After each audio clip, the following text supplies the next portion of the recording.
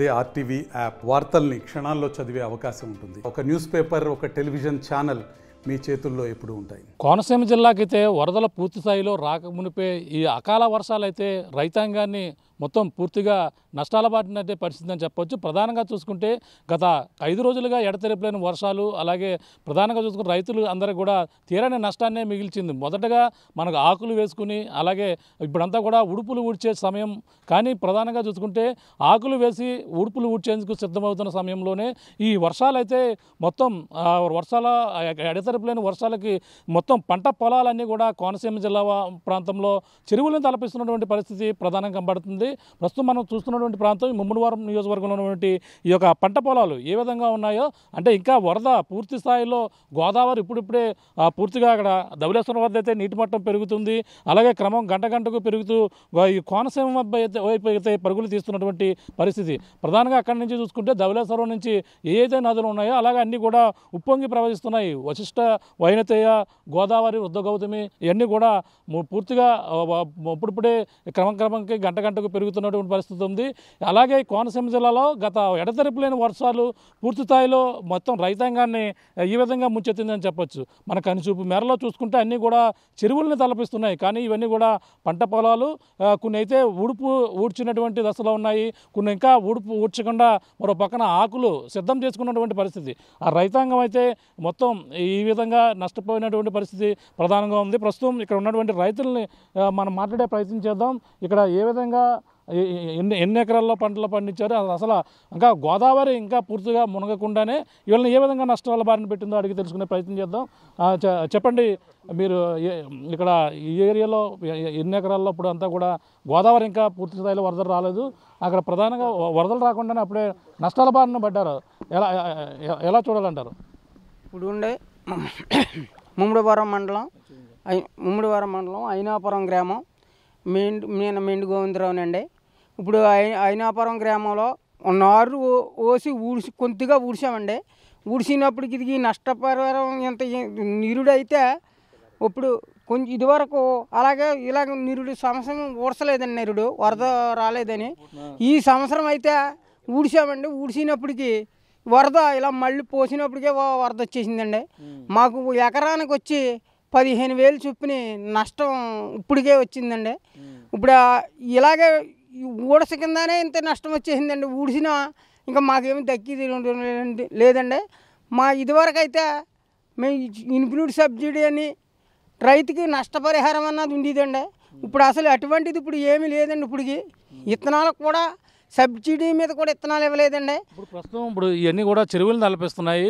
ఇది కేవలం వరదకు సంబంధించిన నీరు అనుకోవాలి, వర్షాల నుంచి వచ్చినటువంటి వాటరా, లేదంటే డ్రైనేజ్ వల్ల ఇదైందంట?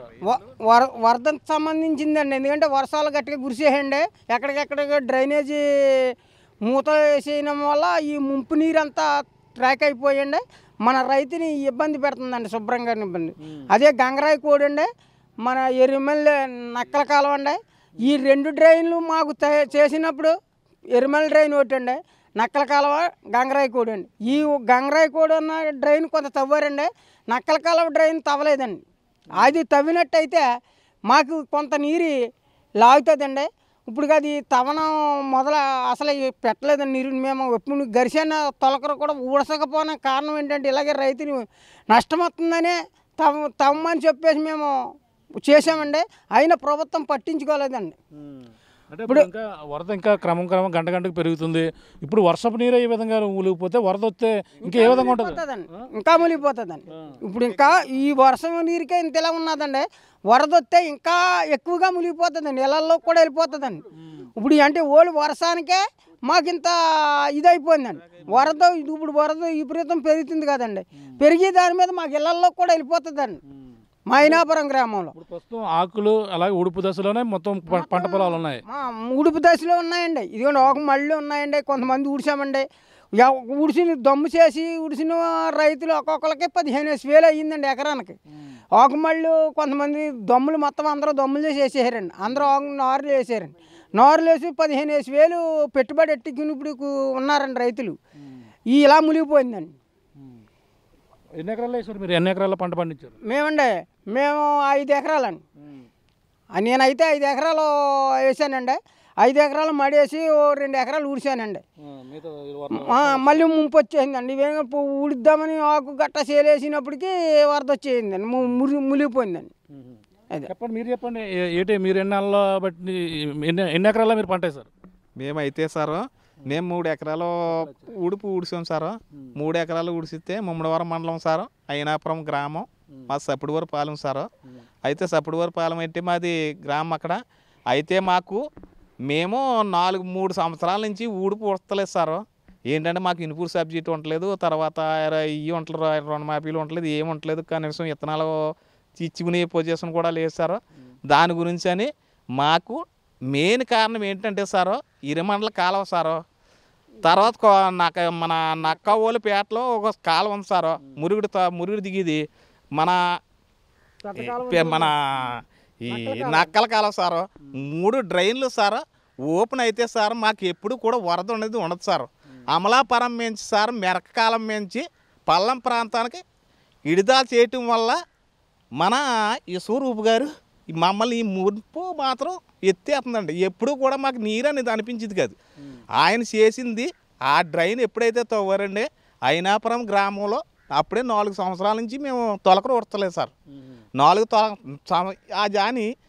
సంవత్సరాల నుంచి ఉడతకపోతే ఈ సంవత్సరం పోనీ ఊడితే బాగుంటుందేమో అనుకుని మేము ప్రారంభించాం. మేము 3 ఎకరాలు నార్మల్ వేసాం, ఊడిపూడిసాం సార్. మాకు ఎకరానికి 3,000, మాకు 1,500 దాటుతుంది, 15,000 సుమారు దాటుతుంది సార్. అని చెప్పాలంటే 20,000 అవుతుంది అనుకోండి, 15,000 మేము తక్కువ చెప్తున్నాం సార్. అందుకని మేము ఊడిసిన చేలని, విత్తనాలు వేసిన ఆకుమళ్ళని, దమ్ములు చేసి రెడీగా ఉన్నాయి సార్. మాది ప్రత్యేకించి 400 ఎకరం సార్ అయినాపురానికి. ఈ 400 ఎకరాల్లో 200 ఎకరం దాకా ఊడిపి అయిపోయింది సార్. 200 ఎకరం అలాగా ఆకుమళ్ళు నీరు ఎక్కిపోయి పాడైపోయినాయి సార్. దాని గురించి అని ప్రభుత్వం సార్ మమ్మల్ని ఆదుకోవాలని. నీరు తగ్గితే ఆకుమళ్ళు కానీ ఇప్పుడు ఉన్న ఊడ్చిన ఊడుపులు కానీ పనిచేస్తాయా మీకు? మాకు ఇంకా సారు మాకు ఈవేళ తీత అడితే సారు 10 రోజుల దాకా నీరు అనేది దిగదు సార్. 10 రోజుల కంటే కష్టం సార్ ఇది. మా ఎగసేలు అయితే ఆకుమళ్ళు అయితే మాకు నమ్మకం లేదు, 10 రోజుల దాకా మురుగుడు దిగుతానే ఉంటుంది. కానీ ఇప్పటి నుంచి మళ్ళీ వరద ఎత్తుకుంది సార్. ఇప్పుడు ముంపుడు వర్షాలకు ఇప్పుడు మునిగిపోయి ఇప్పుడు వరద నీరేం ప్రవహిస్తుందండి సార్. అంటే ఇప్పుడు మనకి ఎన్ని రోజులు పడుతుందో తెలుసు సార్ మేము చెప్పడానికి కూడా. దాని గురించి అని మేము ప్రభుత్వం అనేది మాత్రం మమ్మల్ని ఆదుకోవాలని మేము కోరుతున్నాం సార్. ఇది చూస్తున్నాం. చెప్పండి, మీరు ఏ విధంగా నష్టపోయి ఎన్ని ఎకరాల్లో పంట పండించారు? నేను అయితే 3 ఎకరాలు ఉడుతున్నానండి. అయినాపురం, రామారావుపేట, ఈదుల చెరువు, నేను 3 ఎకరాలు ఉడుతున్నానండి. పొలం అయితే ఉడిచేసాం, మునిగిపోయిందండి మొత్తం. గొట్లు మునిగిపోయి ఇవాళ గండికాయ పెట్టాం, పొద్దుట గండికాయ పెట్టి వచ్చాం. అది మొత్తం నీరు దిగాలంటే ఇప్పుడు వచ్చేటికి ఇప్పుడు ముంపు నీరు వల్లే మునిగిపోయింది. ఇప్పుడు భద్రాచలం ఏమన్నా తగ్గుముఖం పట్టింది అనుకోండి, ఇంకా రేజ్ అయిపోతుంది. వర్షాలు బాగా పైన ఎక్కువ కొట్టడం వల్ల తగ్గుముఖం పట్టింది అనుకోండి పెరిగిపోతుంది. ఇది మామూలు పెంచడానికి ముంపు నీరు వల్ల ఈ వరద, ఆ వర్షం అది భద్రాచలం తగ్గిందంటే ఇది రేజ్ అయిపోద్దండి. ఇంకా 10 రోజులు 15 రోజుల దాకా తగ్గే విధానం ఏమి లేదు.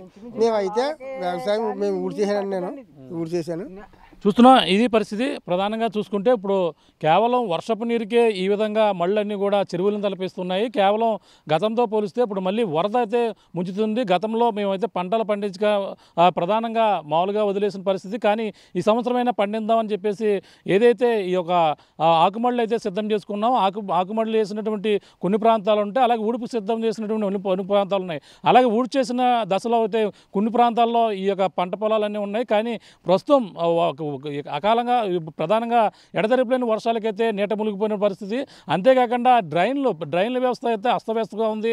పూడిక తీయకపోవడంతోనే ఎక్కడ నీరు అక్కడే నిలిచిపోవడం, వర్షపు నీరు అయితే ఈ విధంగా ఉంది. ఇంకా మరి 2 రోజుల్లో ఇంకా గోదావరి అక్కడ భద్రాచలం ద్వారా అయితే పెరుగుతూ వస్తుంది. పక్కన ధవళేశ్వరం నుంచి అయితే దిగువకి ఈ యొక్క కోనసీమ జిల్లా వాసి కిందకైతే వదులుతున్నారు. ఈ నేపథ్యంలో మరి కొన్ని రోజుల్లో వరద అక్కడ ఇంకా తగ్గుముఖం పడితే ఇక్కడ వరద అయితే పెరిగే అవకాశం ఉంది.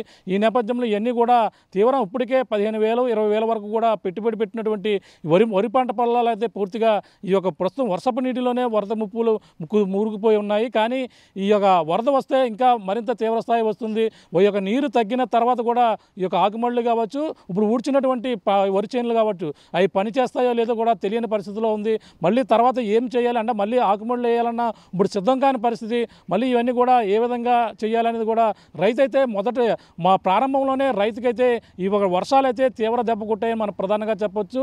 అలాగే అయితే అతివృష్టి లేదా అనావృష్టిగా మొత్తం కోనసీమ జిల్లా వాసులకైతే ఈ యొక్క వర్షాలు వరదలు కూడా ఈ విధంగా కోలుకోవాలని దెబ్బ కొడుతుందని మనం ప్రధానంగా చెప్పొచ్చు. వీళ్ళందరూ కూడా ఒకటే కోరుతున్నారు, ప్రధానంగా డ్రైన్లన్నీ కూడా పుడుకులు తీస్తేనే ఈ యొక్క వర్షపు నీరు పోతుంది. ఎప్పుడు గోదావరి వచ్చినా ఎప్పుడు నీరు అప్పుడు బయటకు పోతుంటుంది. కానీ ఈ డ్రైన్లు తీయక ఎక్కడ కాలంలో అక్కడ లాకడిపోయి ఉండడంతోనే ఈ యొక్క పంట పొలాలన్నీ కూడా ఈ విధంగా నీట మునిగినటువంటి పరిస్థితి. ప్రధానంగా ఇవన్నీ కూడా తీసి మమ్మల్ని కూడా ఆదుకోవాలంటూ, అలాగే రైతుని అన్ని విధాలుగా ఆదుకోవాలి. ఒకవేళ పంటలు పండి అంతా బాగున్న సమయంలో మళ్ళీ వరదలు వర్షాలు తుఫానులతో అప్పుడు తడిసిపోతాయి. ఈ విధంగా రైతాంగాన్ని కూడా తీరని నష్టాన్ని ఈ యొక్క వర్షాలు కావచ్చు, వరదలు కావచ్చు, కోనసీమ జిల్లా రైతాంగాన్ని పూర్తిగా నష్టాల బారిన పడుతుందని మనం ప్రధానంగా చెప్పొచ్చు. ఇది కూడా ఉన్న తాజా పరిస్థితి. కెమెరా రాముతో ప్రకాష్, RTV, ముమ్మడివరం నుంచి. మరిన్ని వీడియోస్ కోసం ఛానల్ ని సబ్స్క్రైబ్ చేయండి. లేటెస్ట్ అప్డేట్స్ కోసం వాట్సాప్ ఛానల్ ని ఫాలో చేయండి. అండ్ లింక్ డిస్క్రిప్షన్ లో ఉంది.